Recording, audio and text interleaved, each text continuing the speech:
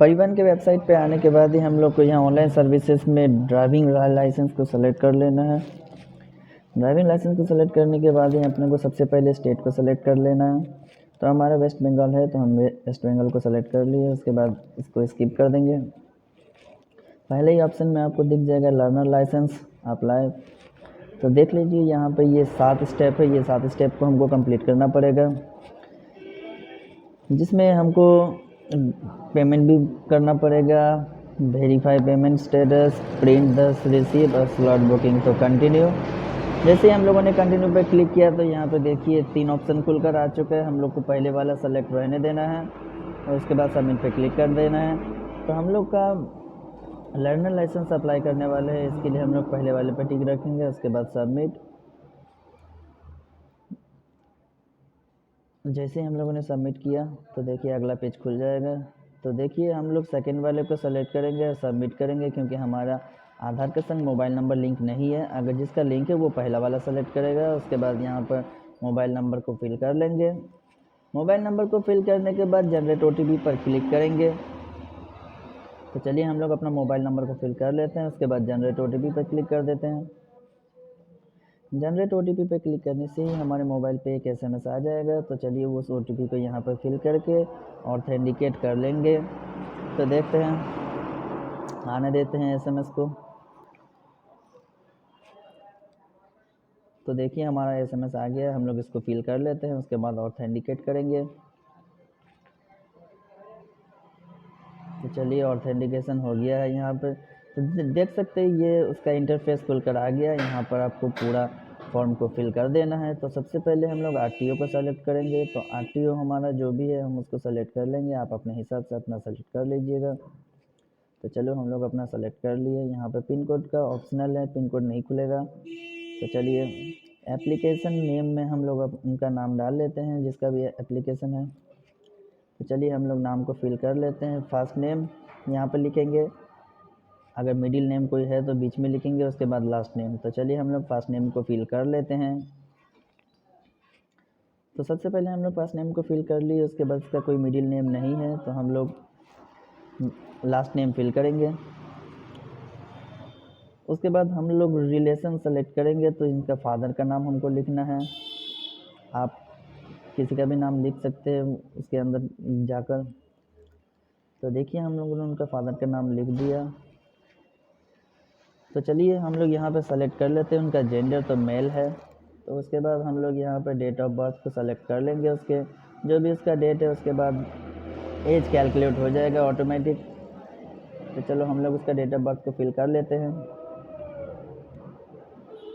जैसे ही हम लोगों ने डेट ऑफ बर्थ को फिल किया, देखिए आप एज कैलकुलेट हो गया है। उसके बाद बर्थ ऑफ प्लेस, उसका जन्म कहाँ हुआ है, इसको हमको लिख लेना है। तो चलिए हम लोग लिख लेते हैं। उसके बाद क्वालिफ़िकेशन है नीचे, आप देख सकते हैं। तो क्वालिफ़िकेशन जितना भी पढ़ा लिखा है वो उसका वहाँ पे डाल देंगे। तो ये 12th है तो 10+2 कर दिए। उसके बाद ब्लड ग्रुप हमको नहीं जाना है।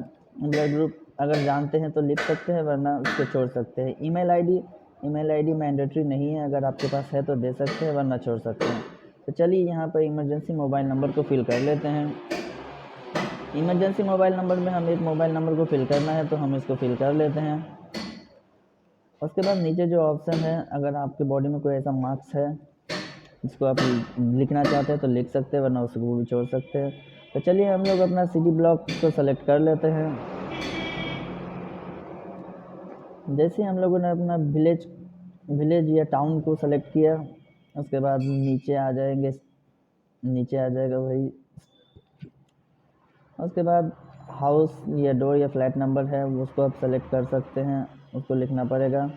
उसके बाद नीचे अपना पिन नंबर लिख देंगे, जो भी अपना पिन कोड है उसको हम लोग लिख देंगे। तो चलिए हम लोग इस पिन कोड को लिखने के बाद नीचे दिया हुआ है कितने सालों से आप इस जगह में हैं, तो उसको भी आपको लिख लेना है। तो यहाँ पे पिन नंबर हमको सबसे पहले लिख लेते हैं। पिन नंबर लिखने के बाद हमको नीचे फिल कर लेना है।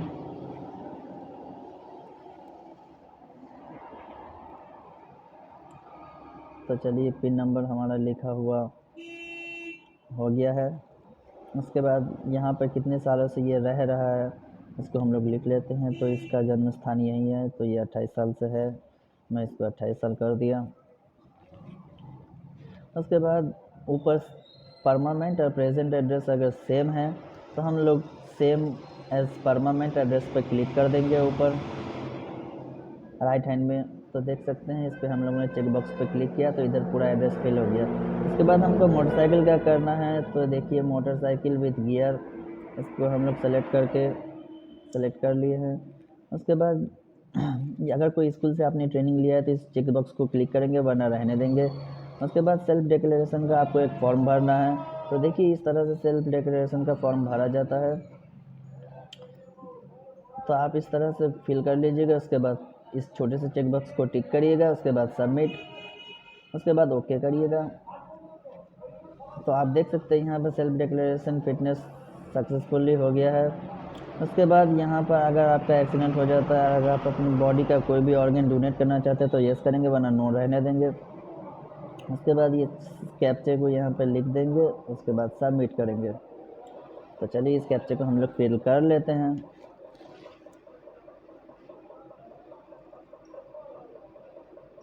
इस कैप्चे को फिल करने के बाद हम लोग सबमिट पर क्लिक करेंगे।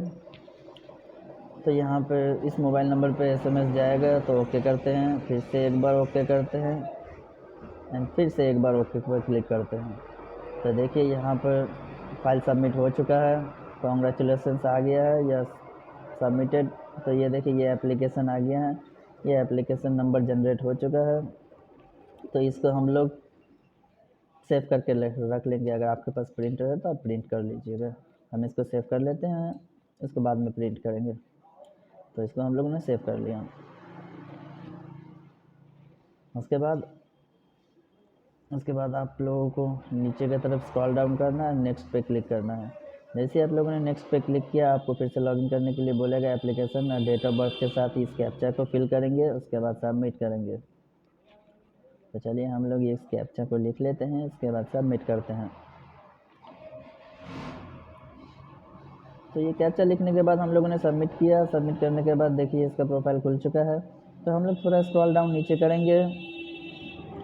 नीचे करने के बाद देख सकते हैं हम लोगों ने पहले स्टेप को कंप्लीट कर लिया। उसके बाद हम लोगों को अपलोड डॉक्यूमेंट करना है, उसके बाद हम लोग प्रोसेस पे क्लिक कर देते हैं।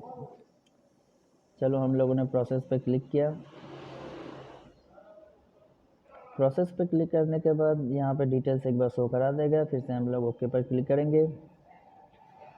जैसे हम लोगों ने ओके पर क्लिक किया, यहाँ पे देखिए डॉक्यूमेंट अपलोड करने का ऑप्शन आ गया है। तो हम लोग एज प्रूफ, एड्रेस प्रूफ और ID प्रूफ हम लोग को अपलोड करना पड़ेगा। तो चलो हम लोग यहाँ पे सेलेक्ट कर लेते हैं एज प्रूफ। जैसे हम लोगों ने सेलेक्ट किया तो आप देख सकते हैं यहाँ पर आ गया है। उसके बाद हम लोग ओके पर क्लिक करेंगे। ओके पर क्लिक करने के बाद यहाँ पर डॉक्यूमेंट नंबर, जो भी हम लोग आइडेंटिटी कार्ड सेलेक्ट किए हैं, हम लोगों ने वोटर कार्ड को सेलेक्ट किया है, तो यहाँ पे वोटर कार्ड का नंबर को हम लोग को फिल कर लेना है। और कब इशू हुआ है और इशू डेट अगर आपके पास है तो आप उसको फिल कर सकते हैं, वरना छोड़ सकते हैं। तो चलिए हम लोग वोटर कार्ड का नंबर को फिल कर लेते हैं। तो जैसे ही हम लोगों ने वोटर कार्ड का नंबर को फिल किया, यहाँ पर हम लोग इशू डेट को दे देंगे। तो इशू डेट जो भी है इसका हम लोग इसको यहाँ पर फिल कर लेते हैं। तो इशू डेट को इस कैलेंडर डेट से सेलेक्ट कर लेंगे या फिर मैन्युअली भी लिख सकते हैं। तो चलिए हम लोगों ने लिख लिया है। जैसे ही हम लोगों ने इस डेट को लिखा, जैसे हम लोगों ने इस डेट को लिख दिया, उसके बाद यहाँ पर कॉन्टैक्ट नंबर है तो दे सकते हैं, वरना छोड़ सकते हैं। उसके बाद चूज फाइल पर क्लिक करेंगे और जहाँ पर भी हमारा डॉक्यूमेंट्स है उसको हम लोग यहाँ पर अपलोड करेंगे। ये 500 KB के अंदर JPG, PNG, JPG, JPEG, JPG, PDF, इन तीनों फॉर्मेट में हम लोगों को 500 KB के अंदर सेलेक्ट करना है। तो चलो हम लोग इसको सबसे पहले स्कैन कर लेते हैं। तो हम लोग PDF में स्कैन करने वाले हैं, तो चलो हम लोग इसको PDF सेलेक्ट कर लेते हैं। उसके बाद स्कैन, तो हमारा डॉक्यूमेंट को स्कैन होने देते हैं। तो हमारा डॉक्यूमेंट स्कैन हो जाने के बाद, तो जैसे ही हमारा डॉक्यूमेंट स्कैन हो रहा है तो हम लोग थोड़ा वेट कर लेते हैं। स्कैन हो जाने के बाद हम लोग को वहाँ पे अपलोड कर देना पड़ेगा। तो थोड़ा सा वेट कर लेते हैं हम लोग। यहाँ पर डॉक्यूमेंट स्कैन हो रहा है। तो चलिए हमारा डॉक्यूमेंट स्कैन हो चुका है। तो उसके बाद हम लोग यहाँ पर चूज फाइल पर क्लिक करके इस फाइल को ओपन करेंगे, उसके बाद अपलोड। तो चलिए हमारा अपलोड हो चुका है। उसके बाद हम लोगों ने डॉक्यूमेंट को अपलोड कर दिया। उसके बाद फीस पेमेंट पर क्लिक करेंगे। तो फीस पेमेंट पर क्लिक करने के बाद आप देख सकते हैं 240 का हम लोग को पेमेंट करना पड़ेगा यहाँ पे। तो चलिए उनका नाम एक बार फिर से हमको शो करा देता है। नाम, एप्लीकेशन नंबर है, डेट ऑफ बर्थ, जो भी आरटीओ हम लोगों ने सेलेक्ट किया है वो फिर से हमको दिखा देता है एक बार। तो हम लोग यहाँ पर ग्रिप्स को सेलेक्ट करेंगे और ये कैप्चा को फिल करेंगे। उसके बाद पे नाउ पर क्लिक करेंगे। तो चलिए देख लेते हैं, इस कैप्चा को फिल कर लेते हैं हम लोग। उसके बाद पे नाउ पे हम लोगों ने जैसे ही क्लिक किया तो हम लोग का नेक्स्ट विंडो खुलकर आ जाता है। यहाँ पर आपको पूरा शो करवा देता है। उसके बाद चेकबॉक्स को क्लिक करेंगे और पे नाउ पर क्लिक करेंगे। तो चलिए थोड़ा सा वेट कर लेते हैं। यहाँ पे आपको रिफ्रेश नहीं करना है, आपको वेट करना है। तो चलिए ये ग्रिप्स का पोर्टल खुलकर आ चुका है। यहाँ पर हम लोगों को नीचे की तरफ स्क्रॉल डाउन करना है, इस चेकबॉक्स को क्लिक करके नेक्स्ट पर क्लिक कर देना है। तो चलिए हम लोग नीचे आके नेक्स्ट पे क्लिक कर देते हैं। जैसे ही हम लोगों ने नेक्स्ट पे क्लिक किया, यहाँ पे SBI, उसके बाद पेमेंट गेटवे को सेलेक्ट करके नेक्स्ट पे फिर से क्लिक करेंगे। तो देखिए ये पेमेंट विंडो खुल चुका है। तो हम लोग QR कोड से पेमेंट करने वाले हैं। तो चलो हम लोग QR कोड को सेलेक्ट करके, यहाँ पर मल्टीपल ऑप्शन है, आप जिस तरह से चाहे आप कर सकते हैं। हम लोग QR कोड से पेमेंट करने वाले हैं। तो चलिए हमारा QR कोड ओपन हो चुका है। उसके बाद हम लोग इस पेमेंट को कंप्लीट करते हैं, उसके बाद आपको दिखाते हैं। तो चलिए हमारा पेमेंट कंप्लीट हो चुका है। यहाँ पर डाउनलोड भी हो जाएगा, रिसीप्ट डाउनलोड हो गया है। तो चलिए हम लोग यहाँ पर फिर से नेक्स्ट पे क्लिक कर देते हैं। तो नेक्स्ट पे क्लिक करने के बाद फिर से आपको एक बार एप्लीकेशन नंबर और डेट ऑफ बर्थ दिखाई दे रहा है। उसके बाद इस कैप्चा को फिल करेंगे और सबमिट पे क्लिक करेंगे। तो चलिए एक बार फिर से हम लोगों ने कैप्चा को फिल करके सबमिट पे क्लिक किया। तो यहाँ पे देखिए एप्लीकेशन हम लोगों ने 4 स्टेप कंप्लीट कर लिए हैं। इसके बाद हमको स्लॉट बुक करना है। तो चलिए हम लोग ऊपर आके प्रोसेस पे क्लिक करते हैं। तो जैसे ही हम लोगों ने प्रोसेस पे क्लिक किया, यहाँ पर आपको फिर से एक बार आपका डिटेल शो करा देगा। और उसके बाद सब कुछ ठीक रहने से आपको प्रोसेस टू बुक पे क्लिक कर देना है। जैसे ही हम लोगों ने प्रोसेस टू बुक पे क्लिक किया तो देखिए यहाँ पे जो भी ग्रीन कलर का है वो सब स्लॉट खाली है। तो हम लोग नेक्स्ट मंथ में फरवरी महीने में 6 तारीख को बुक करने वाले हैं। तो चलिए हम लोग 6 तारीख पे क्लिक कर लेते हैं। उसके बाद हम लोग 10:30 से 11:30 बजे का टाइम को चेकबॉक्स पे क्लिक कर देते हैं।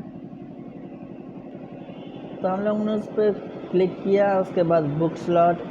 तो जैसे ही हम लोगों ने बुक स्लॉट पे क्लिक किया, आप देख सकते हैं हमारा मोबाइल नंबर पर एक सिक्योरिटी कोड जाएगा। वो सिक्योरिटी कोड को यहाँ इस सिक्योरिटी कोड के चेकबॉक्स में लिख लेंगे और उसके बाद कंफर्म टू स्लॉट बुक पे क्लिक करेंगे। तो चलिए हम लोग OTP को आने देते हैं। तो जैसे ही हमारा OTP आ जाता है, यहाँ पे आपको 2 अटैम्प्ट मिलता है। अगर 2 बार से ज़्यादा गलत हो गया तो फिर आप ये नहीं कर सकते हैं। तो देख कर सही से लिखना है आपको। उसके बाद कंफर्म टू बुक स्लॉट। तो चलिए हमारा देखिए रिसिप्ट जनरेट हो चुका है। उसके बाद आप लोग यहाँ से प्रिंट कर सकते हैं। तो ये रिसिप्ट को आपको लेकर RTO ऑफिस जाना है। वहाँ पर आपका डॉक्यूमेंट वेरिफिकेशन होगा और उसी दिन आपका एग्ज़ाम लिया जाएगा। एग्ज़ाम बहुत ही आसानी तरीके से आप दे सकते हैं। कुछ सैम्बल दिखाएगा, उस सैम्बल का आंसर आपको दे देना है। उसके बाद आपको एक लर्नर लाइसेंस सर्टिफिकेट मिल जाता है। तो हम लोग आपको दिखा देते हैं कि हम लोगों ने 5 स्टेप को कंप्लीट कर लिया है। तो फिर से एक बार एप्लीकेशन नंबर और डेट ऑफ बर्थ को डाल दिया है। उसके बाद ये कैप्चा को लिखकर हम लोग सबमिट पे क्लिक करेंगे। तो जैसे ही हम लोगों ने सबमिट पे क्लिक किया, आप देख सकते हैं हम लोगों ने 5 स्टेप को कंप्लीट कर लिया है। यहाँ पर सब कुछ 6 तारीख को हमारा हो गया।